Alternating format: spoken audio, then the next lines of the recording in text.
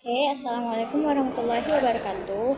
My name is Nabila from English Language Education Class A, and now I want to explain my daily exercise from at literal reading from my lecture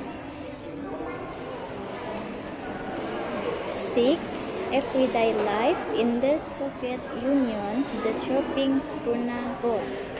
The author, Hedrick Smith, was head of the New York Center of Peace in Moscow from 1960 to 1964. The following passage is adapted from Mr. Smith's book, The Russians, which was published in 1966 by Quadrangel or the New York Times Book Company. 1. I had heard about consumer shortages before going to Moscow, but only when we began to shop there did the Russian consumer problem really have meaning for me. Customers, they were overweight in line, but surveillance have a physical quality all their own. Typically, the Soviet woman spends 2 hours or banking 7 days a week. Personally, I had known of people who stood in line 90 minutes to buy for pineapple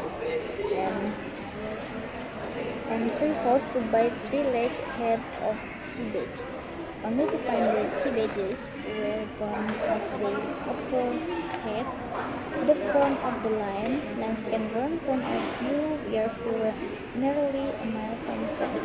Half hours was it, a line of people in Moscow seeming up to buy rice.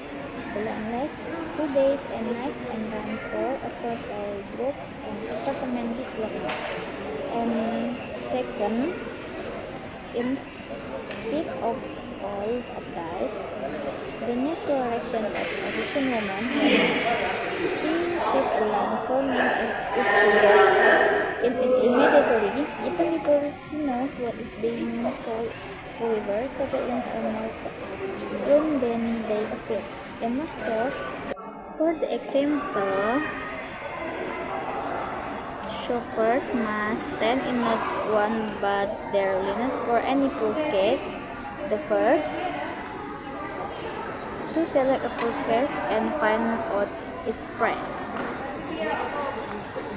The second, to pay a cashier somewhere else in the store and get a receipt. And the third, to go pick up the purchase and turn in the receipt. 3.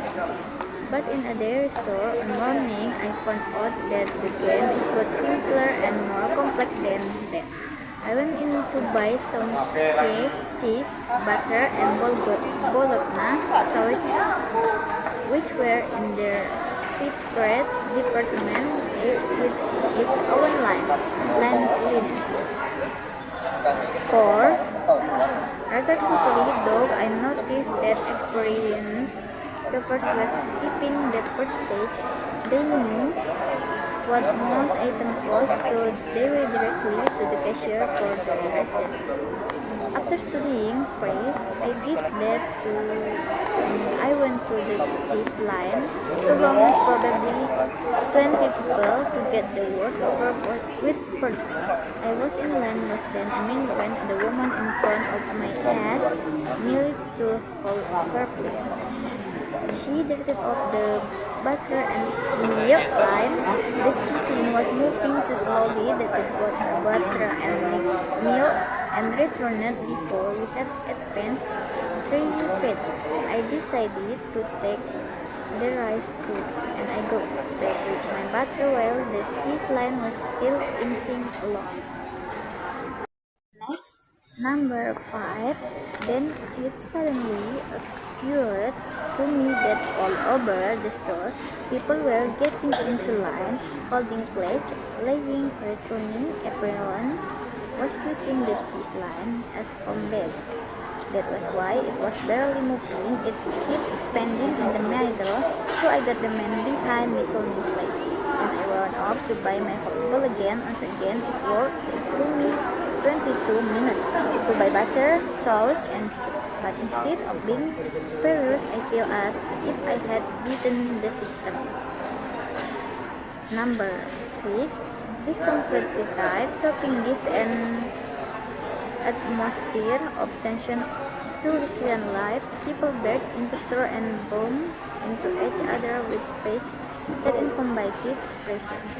You have to understand, said I think gray-haired person, that for as long as I can remember, shopping has been a struggle, life is a struggle.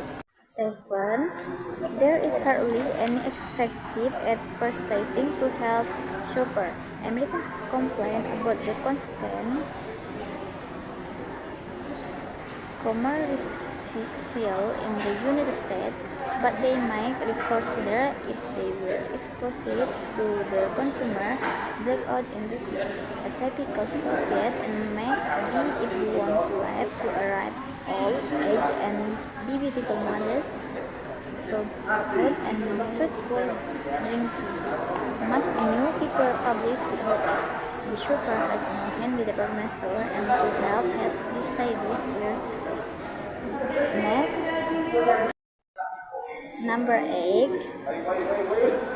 Bravery is we desperate low paid $60 to $20 monthly. Sales clerk take a portion of attractive items and sell them secretly to regular consumers who have a library in advance or can be counted on to pay a high price on delivery. 10 to 15 rubles on a $60 raincoat is standard in 1966. The ruble was equivalent to $132. And last, number 9. So common is this practice that the Soviet priest is always complaining about it, but it doesn't do any good. Crocodile, the Soviet humor magazine, one Soviet department store employee promoting some newly arrived item. Their customer and the later Ghost department 500 imported Roman purses have been recycled. 450 of them have been bought by store employees. 49 are under the counter and have been ordered in advance for friends or neighbors in the display window. We invite you to visit the leather department to buy this part. I think enough. Wassalamualaikum warahmatullahi wabarakatuh.